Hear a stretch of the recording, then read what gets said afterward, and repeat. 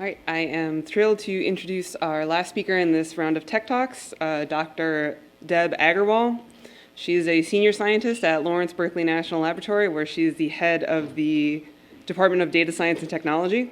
She's a senior fellow at WiDS and is a board member of the Computing Research Association Committee on Widening Participation in Computing Research. And today she is going to regale us with tales from the front lines of wrangling earth science data. So I'm Deb Agarwal. You already got that introduction. I've been doing data science for a long time. I've been doing it at Berkeley Lab.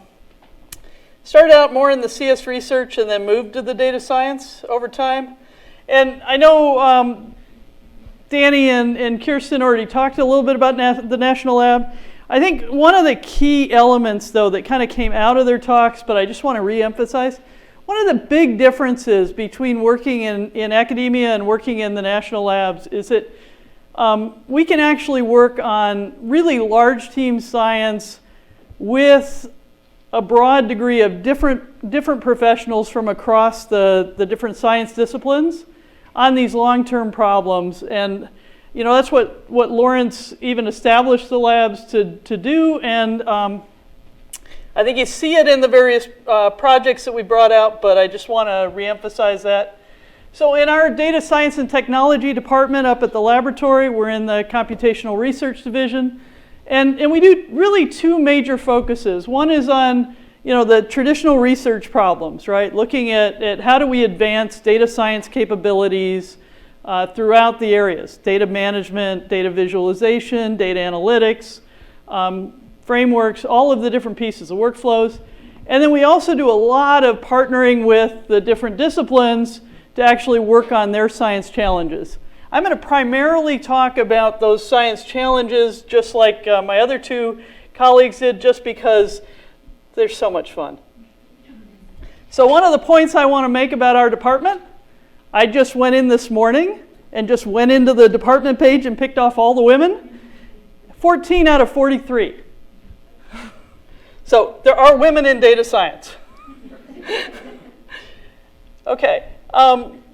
So some of the projects that I work on, just to give you a little bit of background, the Ameriflux Carbon Flux Understanding Project is really trying to quantify what's going on in terms of how carbon is exchanged with the atmosphere in different biomes. That's Dennis Baldacchi, who's a scientist here down on campus. The bulk of the project is actually up the hill, and there's scientists all around the world doing these sort of measurements. Another project is called NG Tropics. This one's looking at the fact that for the climate models, there's a lot of uncertainty, right? We've all noticed that they're like, well, you know, plus or minus. And one of the big areas where there's a huge amount of uncertainty, because a lot of the research that has been funded and made open in the past has all been in the northern latitudes, you know, countries with more money, things like that, which meant the tropics had a fair amount of data being collected, but it didn't have a lot known. It wasn't feeding into the climate models. And trees in the tropics work very differently than a conifer forest. I mean, I was shocked at just how differently. Another project that I work on is, and this one actually, I love that Kirsten explained microbes, because I've been working with a group that's looking at watersheds and understanding the function of watersheds. And originally they brought together the hydrologists, the geologists, the meteorologists, and, well, almost no plant people. And they were saying, oh, okay, how does the nutrient cycle work? How do all these different pieces work? How do they work when there's droughts? What happens? And we happen to be looking at an upper Colorado watershed, since the Colorado River is so important to this, about half of our country, on food and human population. And as they're going along, they go, oh, you know, to study carbon, we have to study the microbes, because they're the ones that fixate the nutrients into the soil. So it's great that Kirsten already explained that. Another project I work on is similar to Kirsten, so I won't spend a lot of time on it, but it's becoming the data repository for all the data in the environmental systems science area of Department of Energy. And that's doing the same sort of thing where we're trying to bring together all this disparate data to enable these sort of questions to be asked, like what happens in a watershed when you've got all these different data sets you need to pull together to be able to do that. Sorry, I'm going to pretty much try to fly through this so that we may even have time for a question. But what happens every time we work with a science group that, particularly, in the earth sciences, I'm not even convinced they yet have the data 8 modules there, because I tell you, it doesn't feel like it. Because the scientist is used to, at least in the earth sciences, my experience is, they go out in the field, they collect a bunch of data, they bring it back to their desk, they sit down, they clean it up, they analyze it, and they publish. It's a very nice process. It works very well. And as Jade pointed out, that, things are changing. If you noticed in her talk, right, she came to data science driving suddenly scientific change. Because reproducible research shouldn't require data science, right? That should already be happening. But when you look at this sort of science, all of the problems that Jade brought up are here in major sense. And it's that when we start doing this at scale and bringing together so many different data sets, it starts making it obvious that we're doing all those things poorly, right? And so think of data science as this thing that's actually driving science to be better as well. And that's an important thing to realize, because when you start to work in this space, all of your assumptions, especially if you're coming out of computer science about how scientists do their work, turn out to be not quite accurate. And they lead to a lot of these things. So I just wanted to, I said tales from the front line. The first project I worked on with the earth scientists is this Ameriflux project. We started working on it in 2006. A Microsoft eScience grant has got us started. And it's actually now 14 years later. And this looks like the tale that Kirsten told, except for that she's on the front end of year 1. And everything looks so bright and shiny of all the things we could do and how we'd have them done in 2 years. I was going to actually ask you all a question of how many thought that Kirsten will be done in 2 years? Okay.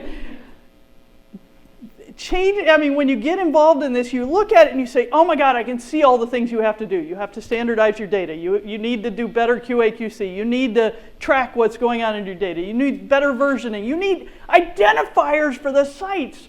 Come on. You want all these things, and you say, well, come on, this will take me a couple of years. I'll have it all implemented, and then we'll be fine. But the reality is you're changing an entire culture, and you're changing the way people do their science in a fundamental way, and doing that well, such that it's integrated with their science, takes a lot of time. I'm at 14 years and counting, and we're still moving that community. But the good thing is, this is where we took over actually owning the whole data pipeline. That's the acceleration of sites joining. Once it becomes part of the culture, it takes a long time, but they actually flip. And they do find it better to be doing their science with you than without you. And you can also see it when we took over, this data graph went like this. And all that fill-in has been by having made a much more consistent system. So I wanted to mention, we do also use machine learning. Bringing it back to Danny's talk a little bit. And here, this is actually now, Department of Energy is really well known for their simulation space. This was now taking some of those simulation folks and saying, can we use data to predict what's going to happen in groundwater, right? In California, we've got the SGMA legislation where we're looking at managing groundwater across California. We wanted to see if data available from on water levels could help us to predict water levels in the future if we had a climate scenario. This is starting to show some early promise that actually it's possible. By the way, the pictures you're seeing along the edges of these slides are people involved in the things. I really wanted to get to this slide because these are good, well-trained scientists who are taking this data. That's water level data in a well. They are not pumping. Okay? These are the kinds of data you get from very good, well-trained scientists. This is common. Everybody mentioned QAQC. I want to show you what reality is, because it's not something you can just go, oh yeah. I sit down for a minute and I clean up the data. No, it is a major piece of work to do the QAQC. Right now, the systems for doing everything from tracking data, for tracking a large number of data sets you're dealing with, aren't really in place. The usability studies of one of the other things that happens is the people who produce the data think of the data and their data sets in certain ways. And the people who want to use the data think of the science question they're trying to ask. Those are diametrically opposed for the organization of the data. All the work in human-computer interaction and HCI usability studies and things become absolutely critical to starting to enable this, to thinking about how do we get there. Annette's here; she's one of the folks from that space. Rachel was here. Rachel's here. That we've worked with that. But thinking about this dichotomy is really critical because they really don't think the same way at all.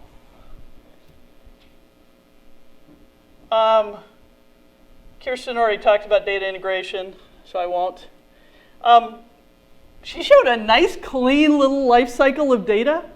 That wasn't the data life cycle, though. This is trying to give a little bit more nuanced picture of that.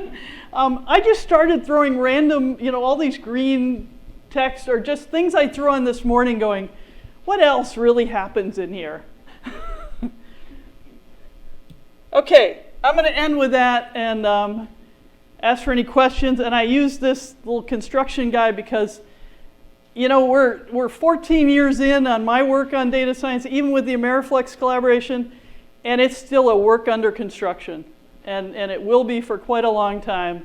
And I think that go in recognizing that to these problems, because you're not going to be able to just be handed gorgeous data sets and do machine learning, and it's not just machine learning that's required to do good data science. So with that, thank you. And I think we have -5 minutes for a question.